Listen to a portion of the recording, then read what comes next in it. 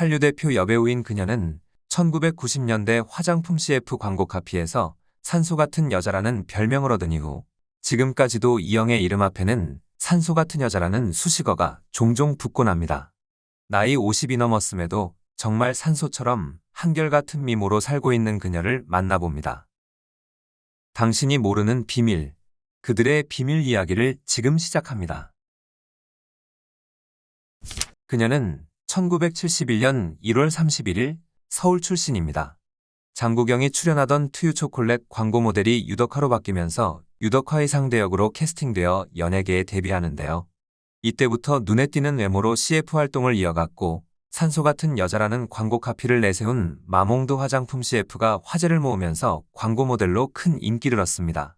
그녀의 광고 효과가 대단해서 전성기 때는 240여 편의 CF를 찍으며 여배우 중 가장 많은 CF를 찍은 것으로 알려져 있습니다.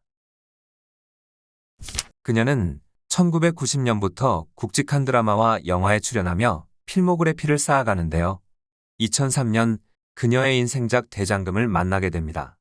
이영애 하면 대장금이 떠오를 만큼 큰 인기를 얻었고 대장금은 해외에서도 큰 화제가 되며 한류 대표 드라마가 되었는데요.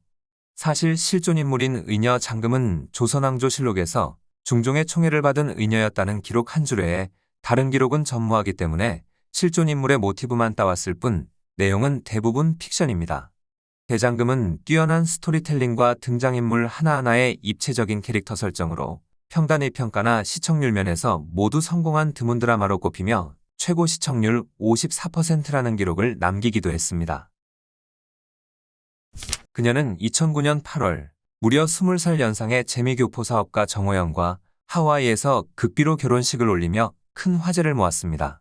이영애의 결혼 소식이 전해지자 남편의 정체에 대한 관심이 쏟아졌는데요.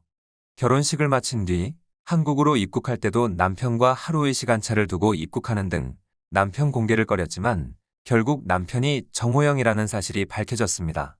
정호영은 군수 관련 장비 개발과 생산을 하는 기업의 회장으로 군납비리에 연루돼 징역형을 선고받은 전적이 있다는 사실뿐만 아니라 2000년대 초반 시무나와 약혼했다가 파혼한 사실이 다시 이슈가 되며 정호영이 시무나와 만나는 동안 이영애를 동시에 만나고 있었다. 시무나의 파혼 이유가 이영애 때문이었다는 소문까지 수만을 넘어가 떠돌았습니다.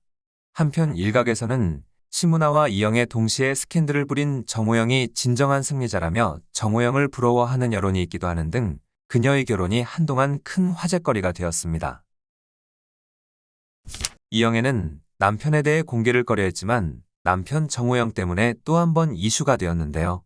2014년 스포츠서울이 정호영을 사기 혐의로 고소하는 일이 벌어졌습니다.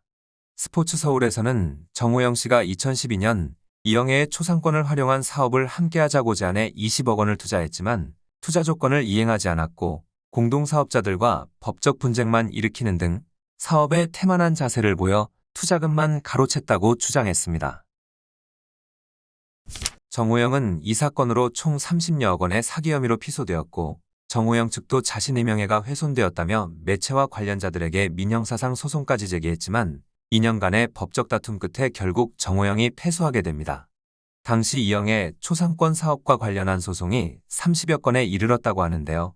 한 관계자의 말에 따르면 정호영은 이영애의 이미지를 앞세워 계약서를 편파적으로 쓰거나 계약서 없이 사업을 유도했다고 합니다.